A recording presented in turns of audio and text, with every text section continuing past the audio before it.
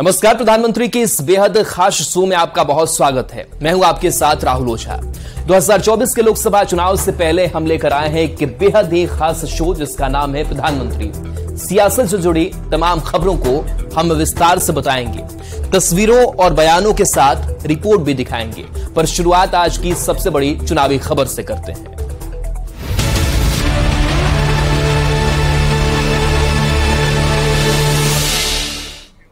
प्रधानमंत्री में सबसे बड़ी खबर है 5 राज्यों के विधानसभा चुनाव की तारीखों का ऐलान। दरअसल चुनाव आयोग ने 5 राज्यों में चुनाव की तारीखों का ऐलान कर दिया है। मिजोरम में 7 नवंबर को मतदान, तो एमपी में 17 नवंबर को चुनाव है। छत्तीसगढ़ में 7 और 17 नवंबर को मतदान किया जाएगा। राजस्थान में 23 नवंबर को चुनाव किया जाएगा। तेलंगाना की बात करें तो 30 नवंबर को मतदान होगा, यानी कि राजस्थान, मध्य प्रदेश, तेलंगाना और मिजोरम में एक फेज में चुनाव होगा, जबकि छत्तीसगढ़ में 2 फेज में मतदान होगा। 5 राज्यों के रिजल्ट 3 दिसंबर को आएंगे। वैसे चुनाव की तारीखों के ऐलान के साथ ही इन 5 राज्यों में चुनाव आचार संहिता लागू हो गया है।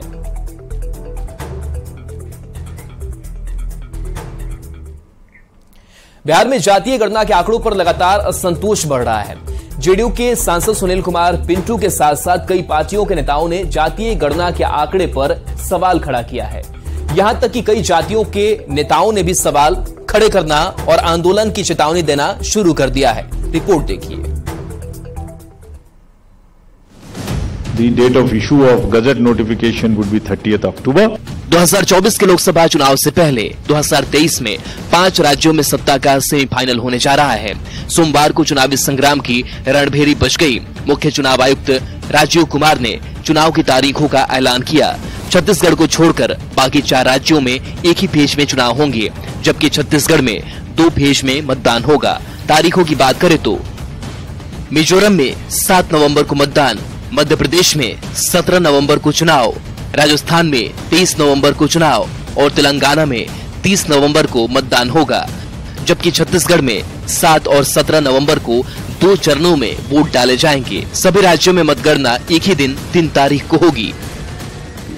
For the first phase of the Chhattisgarh would happen on 20th, the 13th, and the last date would be 20th. Date of poll being 7th November, and for phase 2, 17th November. In Madhya Pradesh, this coincides with the second phase of Chhattisgarh, and date of poll would be 7th November. So, first Mizoram and the first phase of Chhattisgarh, then second phase of Chhattisgarh and 1 phase in Madhya Pradesh. Thereafter, Rajasthan, where the date of poll will be 23rd November in 1 phase entirely in Rajasthan. The date of issue of Gazette notification would be 30th October and date of counting for everyone being 3rd of December. चुनाव की तारीखों के ऐलान के साथ ही इन 5 राज्यों में चुनाव आचार संहिता लागू हो गई। चुनाव वाले इन 5 राज्यों में 16.14 करोड़ वोटर हैं, जिसमें 8.2 करोड़ पुरुष वोटर और 7.8 करोड़ महिला वोटर्स हैं। बता दें कि मध्य प्रदेश की 230, राजस्थान की 200, तेलंगाना की 119, छत्तीसगढ़ की 90 और मिजोरम की 40 विधानसभा सीटों पर चुनाव होने वाले हैं। 5 राज्यों की 679 विधानसभा सीटों के लिए हो रहे चुनाव के लिए 1.77 लाख पोलिंग स्टेशन बनाए गए हैं, जहां 60.2 लाख मतदाता पहली बार वोट डालेंगे। इनकी उम्र 18 से 19 साल के बीच है। लोकसभा चुनाव के पहले इन 5 राज्यों के चुनाव को सत्ता के सेमीफाइनल के तौर पर देखा जा रहा है। फिलहाल मध्य प्रदेश में बीजेपी सत्ता में है, तो राजस्थान और छत्तीसगढ़ में कांग्रेस की सरकार है। तेलंगाना में केसीआर की पार्टी बीआरएस की सरकार है, तो मिजोरम में मिजो नेशनल फ्रंट सत्ता में है। लोकसभा चुनाव के पहले विधानसभाओं के चुनाव परिणाम जीतने वाले दलों के लिए बूस्टर डोज का काम करेंगे। जहां बीजेपी मध्य प्रदेश में वापसी के साथ साथ राजस्थान और छत्तीसगढ़ को भी कांग्रेस के मुंह से छीनने की कोशिश में है, तो कांग्रेस का प्लान राजस्थान और छत्तीसगढ़ में वापसी के साथ साथ मध्य प्रदेश में भी जीत का परचम लहराने का है। Bureau report, news 18। तो राजस्थान, मध्य प्रदेश, तेलंगाना और मिजोरम में एक फेज में चुनाव हो रहा है, जबकि छत्तीसगढ़ में 2 फेज में मतदान होगा। 5 राज्यों के रिजल्ट 3 दिसंबर को आएंगे। वैसे चुनाव की तारीखों के ऐलान के साथ ही इन 5 राज्यों में चुनाव आचार संहिता लागू हो गया है। बढ़ेंगे आगे। बिहार में जातीय गणना के आंकड़ों पर लगातार असंतोष बढ़ रहा है। जेडीयू के सांसद सुनील कुमार पिंटू के साथ साथ कई पार्टियों के नेताओं ने जातीय गणना के आंकड़े पर सवाल खड़ा कर दिया है। यहां तक कि कई जातियों के नेताओं ने भी सवाल खड़े करना और आंदोलन की चेतावनी देना शुरू कर दिया है।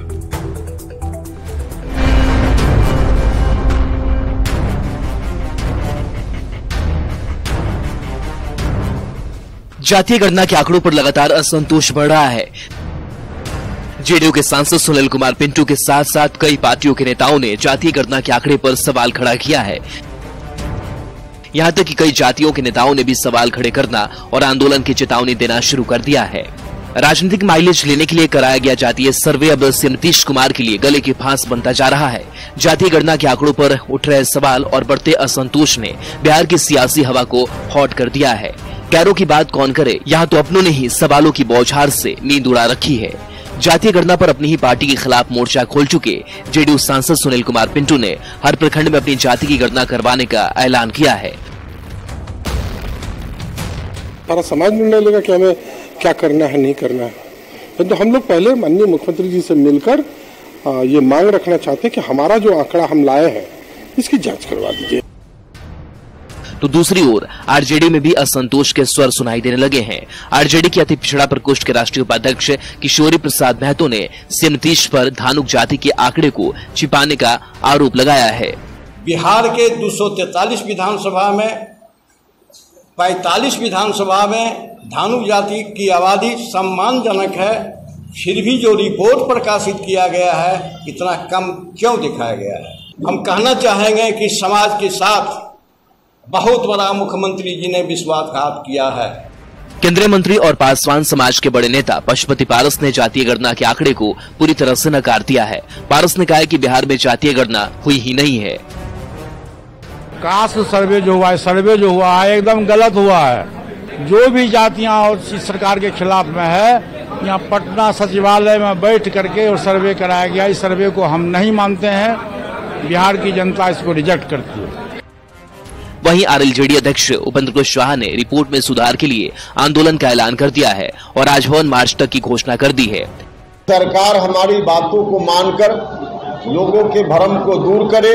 11 तारीख को पूरे बिहार के जिला मुख्यालयों में पार्टी की ओर से धरना का कार्यक्रम होगा और 14 तारीख को, इसी महीने की 14 तारीख को पटना में राजभवन मार्च हमारी पार्टी की ओर से आयोजित किया जाएगा।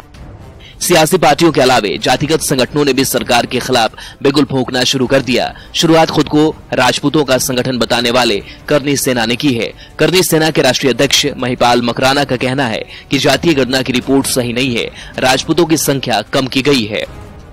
जो हमें 3.5% बता रहे हैं उनकी एक छोटी सी झांकी। मैंने कल भी बोला था आपके चैनल पे, आज फिर बोल रहा हूँ, हमारे साथ है 3.5% और पटना की धरती पर, केवल पटना के आसपास की क्षत्रिय। आने वाले दिनों में हम बताएंगे हमारी जनगणना क्या है। चुनाव से पहले जो सरकार है हमारा मान मर्दन करना चाह रही है, हमारे स्वाभिमान को ठेस पहुंचाना चाह रही है, उस हर एक व्यक्ति को जवाब दिया जाएगा। जानकार मानते हैं कि बीजेपी के हिंदुत्व के कार्ड के तौर पर जातीय गणना का कार्ड खेला गया था ताकि मंडल का जवाब कमंडल पार्ट 2 से दिया जा सके, लेकिन जातीय गणना के आंकड़ों पर उठ रहे सवाल मंसूबों पर पानी फेर सकते हैं। Bureau report, news 18। और इस बीच चुनाव से जुड़ी सबसे बड़ी खबर है, बीजेपी ने उम्मीदवारों की पहली सूची जारी कर दी है। राजस्थान विधानसभा चुनाव को लेकर के पहली लिस्ट जारी कर दी गई है। पहली सूची में कुल 41 उम्मीदवारों के नाम की घोषणा कर दी गई है। 41 उम्मीदवारों में से 7 सांसदों को भी टिकट मिला है। 23 नवंबर को विधानसभा चुनाव के लिए वोटिंग की जाएगी। तो 41 उम्मीदवारों में 7 सांसद भी शामिल है जिनको टिकट इस बार बीजेपी ने दिया है। अब चलिए शो के इस सेगमेंट में देखते हैं बयान बवाली जिस पर मच गया है सियासी घमासान।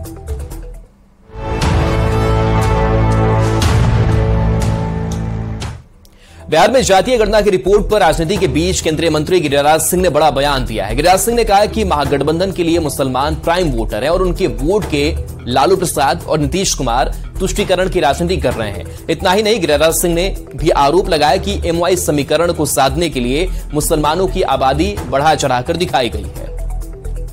ये आरक्षण के नाम पर ओबीसी और ईबीसी की हकमारी हो रही है।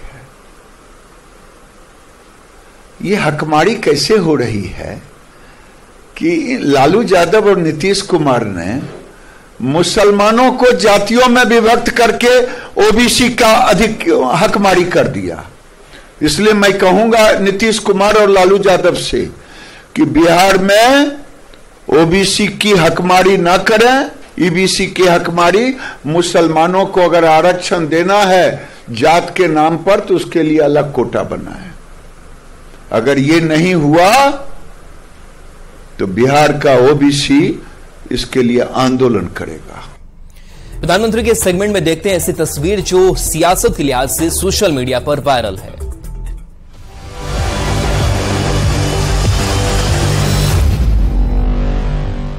चुनावी वायरल में सबसे पहले तस्वीर प्रधानमंत्री नरेंद्र मोदी और तंजानिया की राष्ट्रपति सामिया सुलुहु हसन की। भारत दौरे पर आई तंजानिया की राष्ट्रपति सामिया सुलुहु हसन और प्रधानमंत्री नरेंद्र मोदी की मुलाकात हुई। दिल्ली के हैदराबाद हाउस में हुई इस मुलाकात के दौरान दोनों नेताओं के बीच व्यापक मुद्दों पर चर्चा हुई। इस दौरान द्विपक्षीय संबंधों को मजबूत बनाने पर खास जोर दिया गया। मुलाकात की तस्वीरें वायरल हो रही हैं।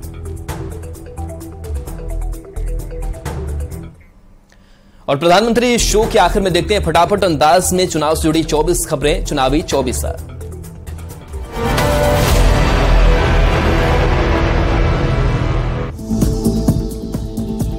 5 राज्यों में चुनाव की तारीखों का ऐलान। राजस्थान में 23 नवंबर, एमपी में 17 नवंबर, छत्तीसगढ़ में 7 और 17 नवंबर, तेलंगाना में 30 नवंबर और मिजोरम में 7 नवंबर को मतदान। 3 दिसंबर को आएंगे नतीजे। तेलंगाना विधानसभा चुनाव के ऐलान के बाद बीजेपी नेता जी किशन रेड्डी ने एनडीए की जीत पर जताया भरोसा। कहा तेलंगाना में पीएम मोदी के नेतृत्व वाली बीजेपी सरकार ही आएगी। मध्य प्रदेश चुनाव की घोषणा पर बीजेपी नेता कैलाश विजयवर्गीय का बयान। कहा बीजेपी चुनाव के लिए पूरी तरह तैयार, हम 2/3 बहुमत से भी राज्यों में जीतेंगे। विधानसभा चुनाव की तारीखों के ऐलान पर कांग्रेस नेता सचिन पायलट का बयान। कहा जनता अपना निर्णय सुनाने के लिए उतारू है, कांग्रेस मुस्तैदी से चुनाव मैदान में खड़ी है। 5 राज्य में चुनाव की घोषणा के बाद कांग्रेस नेता दिग्विजय सिंह का बयान। कहा हमें पूरा भरोसा है कि बीजेपी के भ्रष्टाचार और कुशासन के खिलाफ जनता हमें चुनेगी। जातीय गणना पर बिहार सरकार के भीतर फूट। जेडीयू सांसद सुनील कुमार पिंटू ने तेली समाज के आंकड़ों को लेकर उठाया सवाल। अलग से गणना कराने का किया ऐलान। RJD MLC professor Rambali Chandravanshi ने अपनी ही सरकार के खिलाफ खोला मोर्चा। चंद्रवंशी समाज के आंकड़ों को कम दिखाने का लगाया आरोप। सीएम नीतीश को जवाबदेही लेने की दी नसीहत। बीजेपी सांसद छेदी पासवान ने जातीय गणना की रिपोर्ट को किया खारिज। गणना की रिपोर्ट में उलटफेर करने का लगाया आरोप। कहा बिहार में जाति नहीं गरीबों की गिनती है जरूरी। जातीय गणना की रिपोर्ट पर बीजेपी नेता रामेश्वर चौरसिया ने उठाया सवाल। अति पिछड़ा का हक मारने का लगाया आरोप। जातीय गणना की रिपोर्ट पर उठ रहे सवालों के बीच सीएम नीतीश की सराहना करते नजर आए समाज कल्याण मंत्री मदन सैनी। कहा जातीय गणना की रिपोर्ट से अति पिछड़ा समाज काफी खुश है। बिहार बीजेपी प्रदेश अध्यक्ष सम्राट चौधरी ने बिहार सरकार पर जमकर बोला हमला। कहा लालू प्रसाद के आदेश पर सीएम नीतीश करते हैं काम, लालू प्रसाद के ऑर्डर से नहीं चलेगा बिहार। बिहार सरकार में अनुसूचित जाति जनजाति कल्याण मंत्री रत्नेश सदा ने अपनी ही पार्टी के विधायक पर बोला हमला। कौवे और कोयला से की जेडीयू नेता गोपाल मंडल की तुलना। नेता प्रतिपक्ष विजय कुमार सिन्हा ने महागठबंधन पर बोला हमला। कहा सिपाही भर्ती और शिक्षक भर्ती में गड़बड़ी करने वाले बेरोजगारों पर न उठाए सवाल। बीजेपी युवा मोर्चा के प्रदेश महामंत्री मिथिलेश तिवारी का जेडीयू आरजेडी पर आरोप। कहा हिंदुओं को जातियों और उपजातियों में बांट रही बिहार सरकार। पटना पहुंचे सीपीएम नेता सीताराम येचुरी ने आईएनडीआईए में सीट शेयरिंग के सवाल पर सादी चुप्पी। जातीय गणना का किया समर्थन। कहा हम लंबे समय से कर रहे थे इसकी मांग। 5 राज्य में चुनाव की तारीखों के ऐलान पर जेडीयू के मुख्य प्रवक्ता केसी त्यागी का बयान। कहा सभी राज्यों में बीजेपी को हराने की रहेगी कोशिश। सीएम नीतीश अपने रूटीन के तहत पहुंचे मुख्य सचिवालय। अधिकारियों और कर्मचारियों से की मुलाकात, फिर जनता दरबार के लिए हुए रवाना। संकल्प यात्रा कार्यक्रम के दौरान पूर्व मुख्यमंत्री बाबूलाल मरांडी ने प्रदेश सरकार पर साधा निशाना। कहा राज्य में चल रही भ्रष्टाचार और लूट की सरकार। दिल्ली से रांची लौटे सीएम हेमंत सोरेन, मुख्यमंत्री के साथ जेएमएम अध्यक्ष शिबू सोरेन भी वापस लौटे। देवघर दौरे पर मुख्यमंत्री हेमंत सोरेन सिकटिया बराज पर मेगा पावर लिफ्टिंग का किया शिलान्यास। योजना के तहत पाइपलाइन के जरिए खेतों में पहुंचाया जाएगा पानी। 4 दिन के भारत दौरे पर तंजानिया की राष्ट्रपति सामिया सुलूहू हसन, राष्ट्रपति मुर्मू और पीएम मोदी ने किया स्वागत। दोनों देशों के आपसी सहयोग बढ़ाने पर जोर। कांग्रेस अध्यक्ष मल्लिकार्जुन खड़गे की अध्यक्षता में कांग्रेस वर्किंग कमेटी की बैठक में राजस्थान के सीएम अशोक गहलोत और सचिन पायलट मौजूद। युवा महोत्सव कार्यक्रम में उत्तराखंड के सीएम पुष्कर सिंह धामी ने की शिरकत। रोजगार प्रयाग पोर्टल को मुख्यमंत्री ने किया लॉन्च। कहा युवाओं के भविष्य से नहीं होने देंगे खिलवाड़। यूपी के लखनऊ में बीएसपी सुप्रीमो मायावती ने पार्टी के संस्थापक कांशीराम को उनकी पुण्यतिथि पर किया नमन। कांशीराम के अधूरे मिशन को पूरा करने की कही बात। और चलिए न्यूज़ 18 बिहार झारखंड पर खबरें आपके लिए लगातार जारी हैं।